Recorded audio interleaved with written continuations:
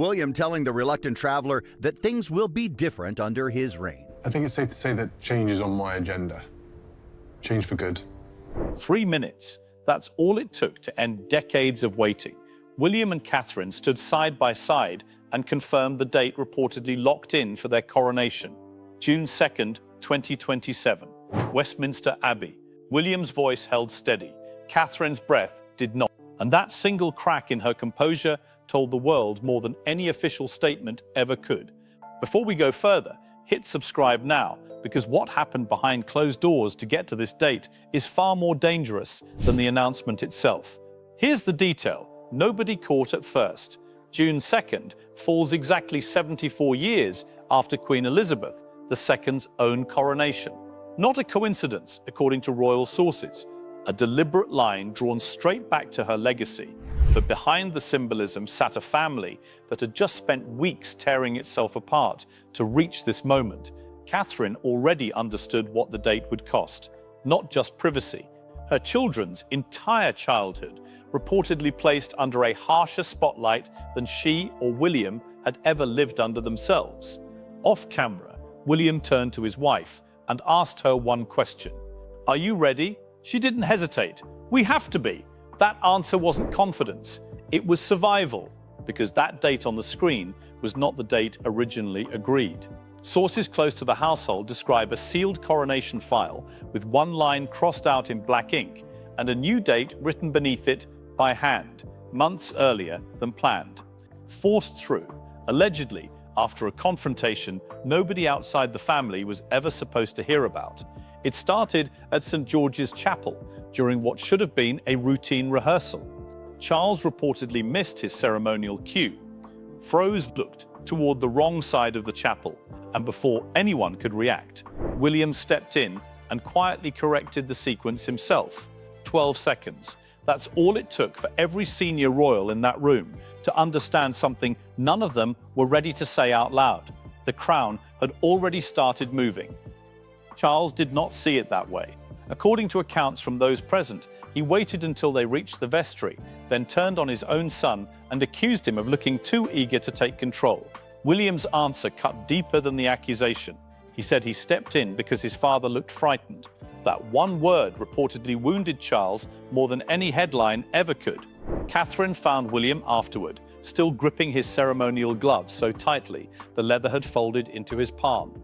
He admitted something he could never say publicly, that protecting his father in that moment had felt like betrayal, because every instinct told him to shield Charles, while duty demanded he prepare to replace him. That night, Anne reportedly confronted her brother directly. She told him the chapel moment wasn't humiliation, it was a warning. A managed transition could preserve his dignity. A forced one would destroy it. Charles ordered his advisors to prepare two paths forward that same evening, a regency or full abdication. William pushed hard against any delay, citing a confidential health and security assessment. Charles finally agreed to June 2nd, but he attached one condition, and that condition would bring father and son into a room alone, with no advisors, no cameras, and no way out. What happened next reportedly lasted almost 2 hours. Charles sat at one end of a long table, William at the other. Between them, the Coronation Order of Service, one paragraph struck through in black ink, the moment where the former king would kneel and publicly pledge loyalty to his son. Charles called it humiliation.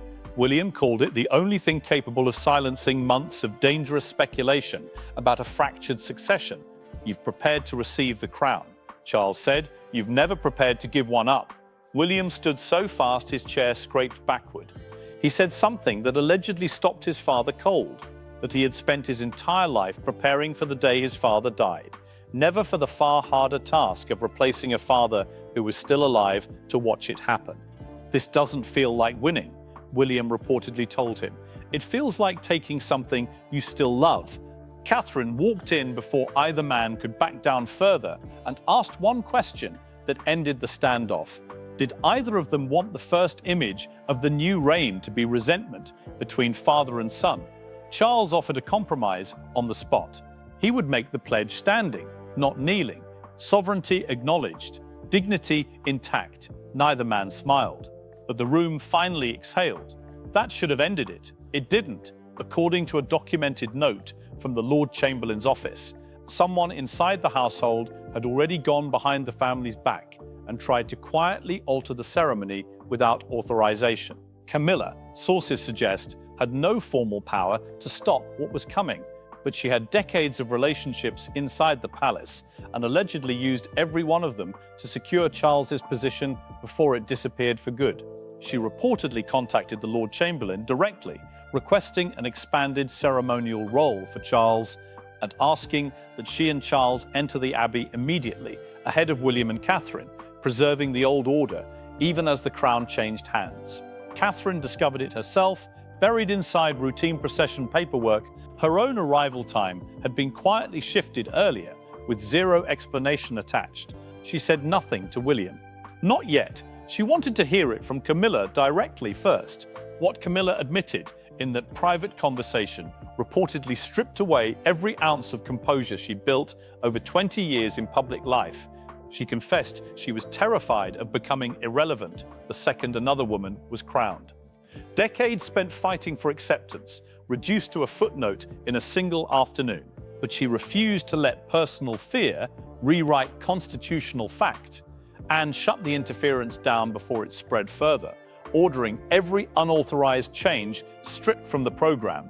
When Charles found out through the amended planning file, he didn't feel protected. He felt exposed because Camilla's actions made him look like a man refusing to let go of power he'd already agreed to surrender. That confrontation happened at Clarence House, behind closed doors. Charles placed the altered procession plan on the table and asked her exactly why she'd acted in his name. Her answer wasn't political. It was fear, plain and simple, that the entire life they had built together was about to vanish the moment William took the throne. Charles didn't accept it. He removed his signet ring and set it beside the document. Symbols become dangerous, he said, when people start valuing them more than trust. Camilla left without a word. William's first instinct, once he heard, was to cut her out of every remaining planning meeting permanently. Catherine stopped him cold, warning that punishment would turn a constitutional misstep into an open family war, the exact image they'd spent months trying to avoid. Instead, she went to Charles herself, telling him plainly that his son's accession didn't require his disappearance. It required his visible, public confidence in the people who would carry the crown forward. Even George felt the tension leaking through closed doors. He asked his father, point blank, whether becoming king meant losing his grandfather. William froze. In that instant, he realized his children had been absorbing every silence in that house for weeks.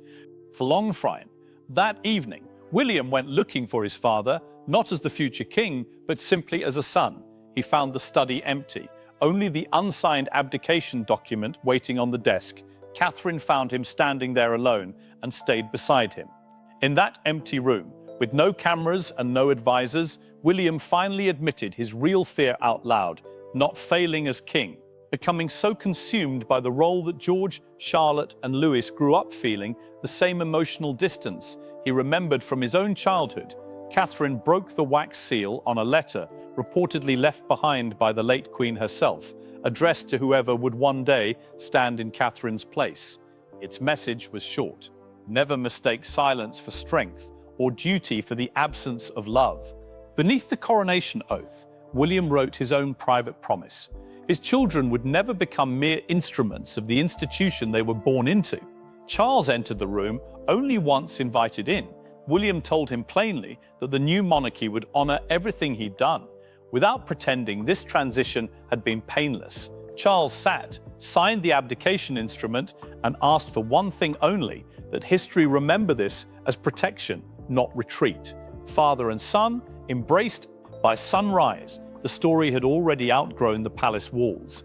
Every front page carried the same photograph: William and Catherine hand in hand, Charles visible behind them in the doorway. Outside Buckingham Palace, a child held up a handwritten sign that read, "Thank you, Charles, we're ready, William and Catherine." One newspaper's headline said it best: "One crown, two reigns, no civil war." Charles addressed the nation directly, declaring his full confidence in William and Catherine.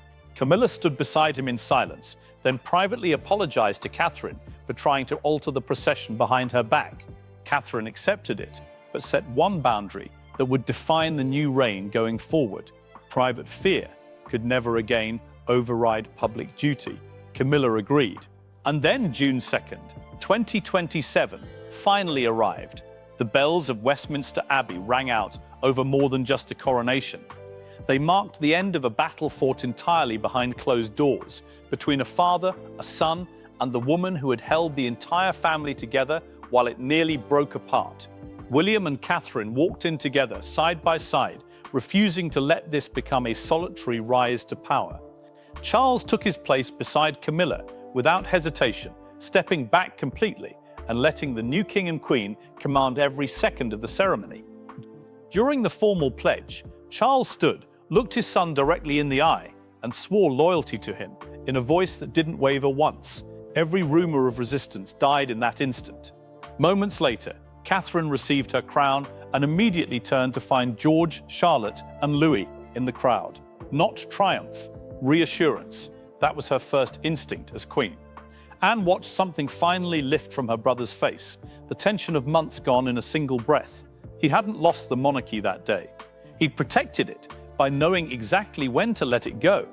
Camilla approached Catherine after the service and simply took her hand. No words needed. The gesture said everything. Her influence had changed permanently, but her place in the family had not disappeared.